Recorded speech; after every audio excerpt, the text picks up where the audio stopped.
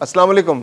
G7 ममालिक का वो ग्रोह जो आज तक इंसानी हकूक़ का अलमबरदार बना बैठा था, आखिरकार उन्होंने अपने चेहरे पे से मुनाफिकत का पर्दा उतार कर फेंक दिया है और अब G7 ममालिक का मकरू चेहरा आवाम के सामने आ गया है, क्योंकि उन्होंने अपने इजलास में इसराइल की भरपूर हिमायत करते हुए ईरान पर उसके हमले को जायज़ करार दे दिया है।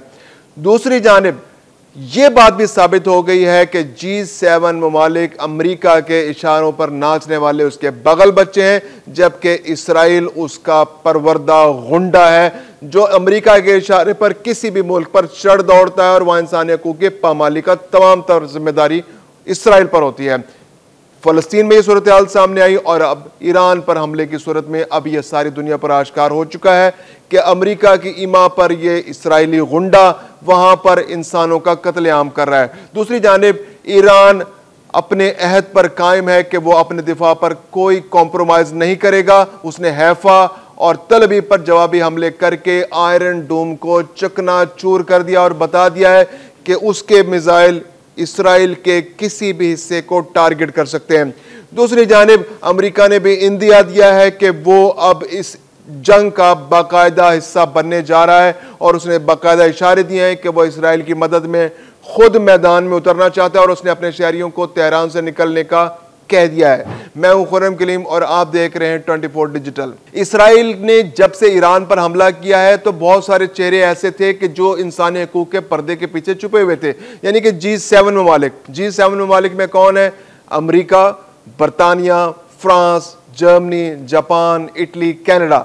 ये बज़ाहिर बहुत अपने आप को इंसानी हकूक़ का अलमबरदार कहते हैं। कहीं भी अगर किसी भी छोटे से छोटा वाक़या हो जाए तो ये झंडा लेकर मैदान में आ जाते हैं और उसकी हिमायत में नारे लगाने शुरू कर देते हैं। लेकिन इतना बड़ा वाक़या कि जब इसराइल ने ईरान पर हमला कर दिया, बिला जवाज़ हमला, इंसानी हकूक़ की पामाली की गई, मिसाइल चलाए गए, उनके फौजी सरबराहान को कत्ल कर दिया गया, उनके सियासी क़यादत को नुकसान पहुंचाने की कोशिश की गई, उनके पासदारान को कत्ल कर दिया गया, उनके साइंसदानों को कत्ल किया जा रहा है और रोज़ाना की बुनियाद पर कत्ल किया जा रहा है। यानी अगर एक आर्मी चीफ का कत्ल हुआ है, उसकी जगह जो आर्मी चीफ बना अगले दिन उसका कत्ल कर दिया जाता है। एटमी साइंसदान 6 कत्ल हुए तो उसके बाद जिन लोगों ने उनकी जिम्मेदारियां संभाली उनको कत्ल कर दिया गया। यानी ईरान के अंदर कोई भी शहरी इसराइल की जारियत से महफूज नहीं है और उसकी हिमायत में कौन खड़ा है? अमेरिका और G7 ममालिक। G7 ममालिक ने कल एक इजलास में इसराइल की मुकम्मल हिमायत का ऐलान किया है और कहा है कि उसको अपने हक के दिफा का मुकम्मल हक हासिल है। यानी दुनिया में सिर्फ एक मुल्क है जिसको दिफा का हक हासिल है और बाकी दुनिया के किसी मुल्क का दिफा का हक हासिल नहीं है। और वो मुल्क कौन सा? इसराइल। इसराइल जब चाहे, जिस वक्त चाहे, जिस मुल्क के खिलाफ चाहे जारियत का मुजाहरा करे, वहां पर हमला करे, वहां पर कत्लेआम करे, वहां नस्ल कुशी करे, वहां बम गिराए, वहां रॉकेट गिराए, वो उसको इसका हक हासिल है क्योंकि वो अपने दिफा में ये कर रहा है। जबकि किसी मुल्क पर अगर हमला भी हो जाए तो वो अपना दिफा करने का भी हक नहीं रखता। उसको फौरन G7 ममालिक, अमेरिका और बाकी ममालिक कहते हैं कि भाई जल्दी से आ जाएं, मुज़ाकरात में शामिल हो जाएं। अमेरिका जो आपसे मुतालबात आपके सामने रख रहा है वो फौरन मान लें। अगर आप मान लेंगे तो ये जंग रुक जाएगी और जैसे इसराइल चाहता है उस तरह से जिंदगी गुजारना शुरू कर दें। यानी कि अगर आपका कोई एटमी प्रोग्राम चल रहा है वो भले पुरअमन मकासद के लिए उसको खत्म कर दें, क्योंकि इसराइल जो है उसको रात को डराने ख्वाब आते हैं कि आप कहीं एटम बम ना बना लें। हालांकि IAEA इस बात की तौसीक कर चुका है और कई दफ़ा तौसीक कर चुका है और ईरान और IAEA का कोलैबोरेशन यानी सुपरविजन के अंदर, IAEA के सुपरविजन के अंदर जो है वो ईरान का ये मनसूबा चल रहा है। जब कभी चाहता है IAEA उन जो इंस्टॉलेशन है उनका दौरा कर सकता है, लेकिन इसके बावजूद इसराइल की ईमा, अमेरिका की ईमा, इसराइल की फरमाइश, G7 ममालिक की सुपरविजन के अंदर IAEA ने यह करारदाद मंजूर की कि ईरान यूरेनियम अफजूदा कर रहा है। यानी कि एक झूठ का पलंदा, एक ऐसा झूठ जिसका कोई न सर है न पैर है और उसकी बुनियाद पर इसराइल ने ईरान पर हमला कर दिया। ईरान में 227 से ज़्यादा शहरी अब तक जाँ बाक हो चुके हैं, हज़ारों ज़ख्मी हैं। तेहरान का कोई इमारत ऐसी नहीं जहां पर उसको टारगेट नहीं किया जा रहा। उनके फौजी, उनके सियासी क़यादत, हर एक को निशाना बनाया जा रहा है। एटमी साइंसदानों को शहीद किया जा रहा है और तेहरान के अलावा बहुत सारे अस्फहान है, नतंज है, यानी कि एटमी रिएक्टर्स को तबाह करने की कोशिश की जा रही है। IAEA ने आज तो अब गैरत IAEA की भी जागी, क्योंकि रूस चीन भी तो उसके मेंबर्स हैं। उन्होंने दबाव डाला IAEA पर कि भाई ये क्या हो रहा है कि आप एटमी रिएक्टर्स तबाह हो रहे हैं और आप खामोश तमाशाई बने बने, क्योंकि अगर एटमी रिएक्टर तबाह होगा तो उसकी जो रेडिएशन फैलेगी तो वो न सिर्फ उस मुल्क बल्कि इस पूरे खत्ते के लिए खतरनाक होगी। तो आज IAEA ने 11 ममालिक के साथ मिलकर एक करारदाद मंजूर की, क्योंकि बाकी लोग तो शरीक नहीं हुए। उन 11 ममालिक ने कहा जी कि जो इसराइल एटमी रिएक्टर्स पर हमला कर रहा है ये बहुत खतरनाक है। दूसरी जानिब तैयब अर्दवान जो है वो अपनी सी कोशिश कर रहे हैं कि किसी तरह इस जंग को रोका जा सके। उन्होंने 3 दफा अब तक अमेरिकी सदर डोनाल्ड ट्रंप से भी रब्ता किया, इसके अलावा उन्होंने पुतिन से भी बात की है, पाकिस्तान से भी बात की है, ईरान से भी वो राब्ते में, दीगर ममालिक से भी बात कर रहे हैं और वो चाह रहे हैं कि इसराइल को इस जारियत से रोका जा सके, क्योंकि ये जारियत इस पूरे खित्ते के अंदर फैल सकती है। आज एक गैर जिम्मेदाराना रवैया, एक और रॉकेट हमला, कोई किसी भी मुल्क को अगर इसराइल टारगेट करता है तो डेफिनेटली वो मुल्क भी रिटेलिएट करेगा, तो ये जंग पूरे खित्ते में फैल सकती है।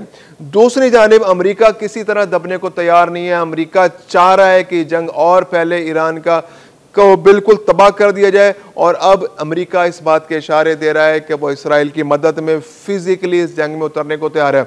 क्योंकि इशारे कैसे महसूस हो रहे हैं, क्योंकि अब उसने अपने शहरियों से कहा है कि वो फौरी तौर पर ईरान से निकलें। अव्वल तो अमेरिका में बहुत कम ईरानी शहरी हैं, इसके अलावा अपना सफारती अमला है उसको भी निकालने की तैयारियां की जा रही हैं। 2 दिन से सफारत खाना बंद है, इसके अलावा वो वहां से अपने सफारतकारों को भी निकालने के लिए तैयारी कर रहा है। दूसरी जानिब चीन ने इसराइल से अपने सफारतकारों को बुलाने का इशारा दिया और अपने शहरियों से कहा है कि वो फौरी तौर पर वहां से निकले, क्योंकि अब जंग जो है वो फैल रही है और खतरा पूरे खित्ते में फैलता जा रहा है जंग का।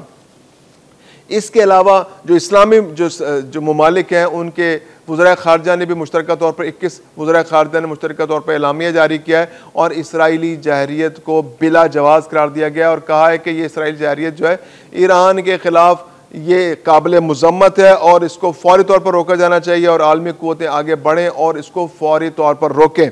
लेकिन जो ताकतवर है उसके सामने किसी की नहीं चल रही। अमेरिका और G7 ममालिक, उन्होंने इस पूरे दुनिया के वसाइल पर कब्जा कर रखा है। अमेरिका चाहता है कि जिस तरह उसने अरब ममालिक के वसाइल पर कब्जा किया है, इसी तरह वो ईरान के वसाइल पर भी कब्जा करे, ईरान उसके सामने घुटने टेक दे।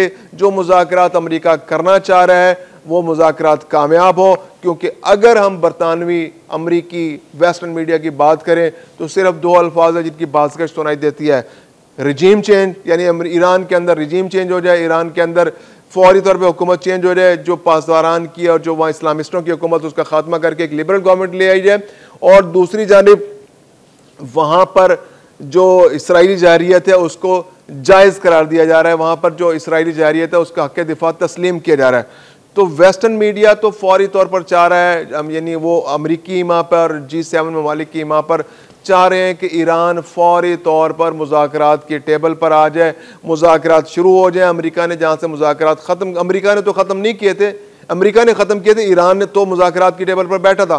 तो जहाँ पर वो मुज़ाकरात ख़त्म हुए, अमेरिका ने अब अपनी शराइत को मज़ीद सख्त करना है। अमेरिका चाह रहा है कि वो ज़्यादा से ज़्यादा मुतालबात, बल्कि अपने सारे मुतालबात ईरान से बनवा लें। वहाँ की जो सियासी अस्करी क़यादत है वो इतनी कमज़ोर हो जाए कि अमेरिका जहाँ कहे वो फ़ौरन अंगूठा लगा दें, वहाँ दस्तखत कर दें। लेकिन दूसरी जानिब ईरान अपने दिफा के लिए आहनी दीवार की तरह खड़ा हुआ है और उसके इसराइल पर जवाबी हमले जारी हैं।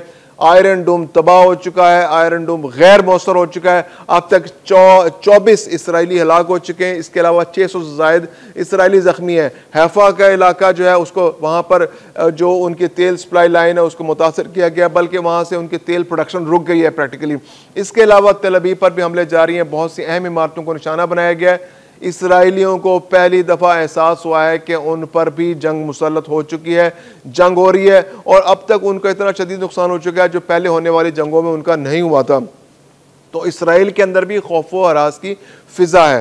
तो ये सारी सूरत हाल में अमरीका और उसके बगल बच्चे और इसराइल अपनी मुनाफ़कत का पर्दा चाक करके अब खुल कर सामने आ गए हैं और उन्होंने ईरान के सामने अपने मुतालबात रख दिए हैं कि आप अगर ईरान जो यूरेनियम अफजूदगी का मुआहदा अमेरिका के साथ जो चल रहा था, अगर उस पर आप दस्तखत नहीं करेंगे तो ये जंग ख़त्म नहीं होगी और ये जंग मुस्तकिल आप पर मुसल्लत रहेगी जब तक कि आपको तबाह नहीं किया जाता। दूसरी जानिब ईरान भी डट कर खड़ा है और पीछे हटने को तैयार नहीं है। मैं हूं खुर्रम कलीम और आप देख रहे हैं 24 डिजिटल।